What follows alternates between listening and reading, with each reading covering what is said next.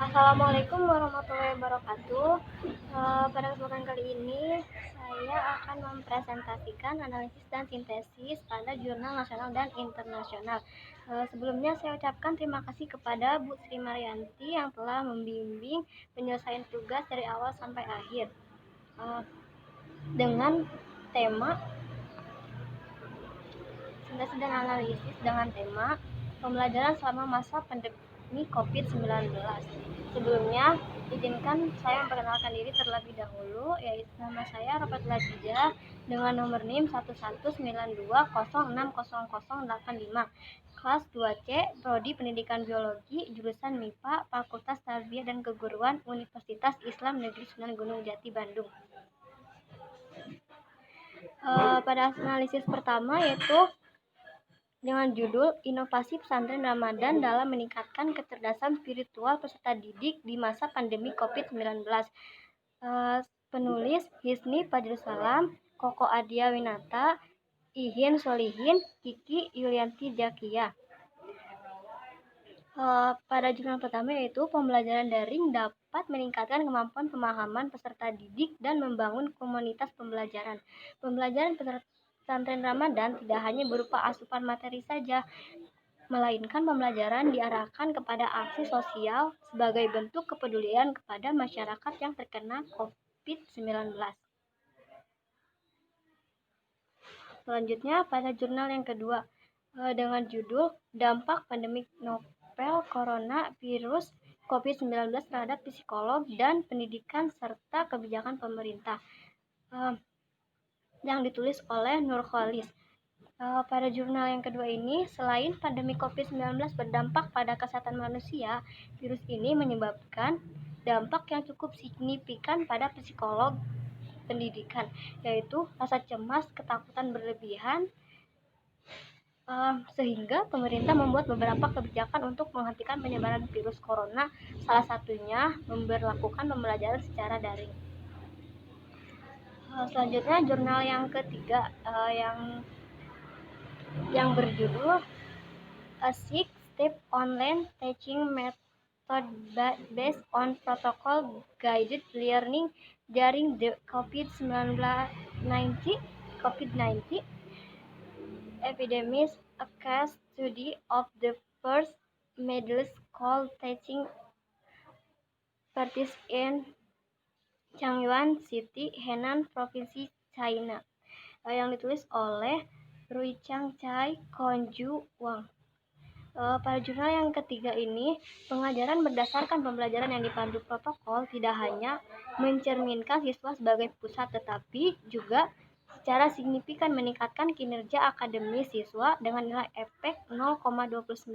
Metode pembelajaran daring ini semakin memperkuat komunikasi dengan orang tua siswa, memperkuat kesadaran orang tua tentang pengawasan siswa, dan membuka jalan bagi pemulihan kegiatan pengajaran reguler. Selanjutnya ada pengelompokan hasil kajian. Nah, yang pertama, pembelajaran melalui metode pendekatan. Maksud dari metode pendekatan ini yaitu guru memberikan pengarahan kepada peserta didik melalui platform yang disediakan seperti Google Classroom, Google Meet, Google Zoom, dan sebagainya. Pada pembelajaran melalui metode pendekatan yang ditulis oleh Hisni Fajrulsalam dan Rui Chang Chai pada jurnal ke-1 dan ke-3. Yang kedua yaitu membuat komunitas atau kelompok belajar untuk berdiskusi, yang diteliti oleh Hisni Fajrulsalam, Nurholis, Rui Chang Chai pada jurnal 1, 2, dan 3. Kemudian yang ketiga, belajar untuk bisa memanajemen waktu. Maksudnya di sini yaitu guru membuat suatu kelompok belajar dan memberikan satu orang pemimpin untuk mengetahui kinerja dari setiap kelompoknya. Kemudian bagaimana cara pemimpin itu mengatur waktu supaya tugas yang disampaikan dapat selesai tepat pada waktunya. Yang ditulis oleh Hisni Padusalam dan Dwi Changchai pada jurnal ke-1 dan ke-3.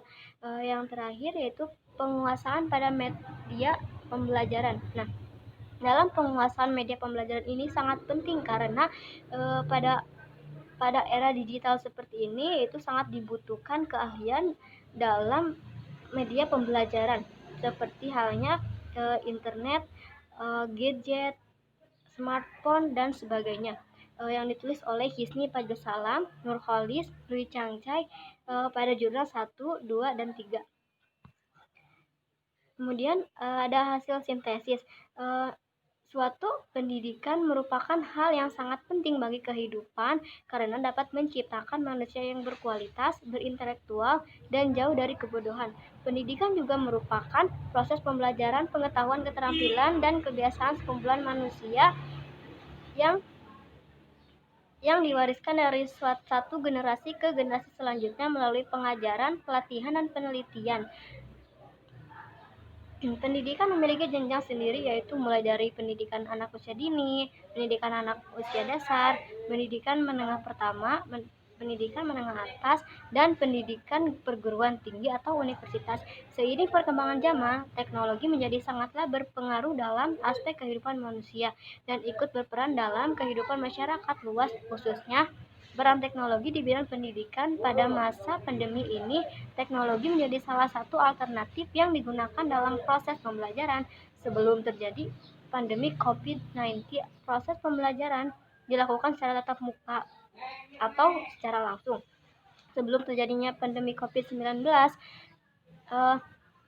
dan ketika wabah ini mengglobal menjadi virus yang mematikan, maka proses pembelajaran dilakukan secara daring atau online dengan menggunakan platform yang disediakan seperti Google Zoom, WhatsApp, Google Classroom, dan sebagainya sebagai media pendukung pembelajaran online. Hasil dari ketiga jurnal menunjukkan bahwa pembelajaran online di masa pandemi ini memiliki cara pengajaran yang berbeda-beda, mulai dari yang membiasakan belajar secara mandiri sampai belajar yang dibimbing dengan guru dan orang tuanya. Kemudian ada telah penelitian dari ketiga jurnal ini yang telah diteliti oleh Hisni Padusalam, Nurholis, dan Dwi Changchai membahas mengenai pembelajaran selama pandemi COVID-19 yang memberikan pengaruh positif terhadap pencapaian metode pelajaran yang diberikan.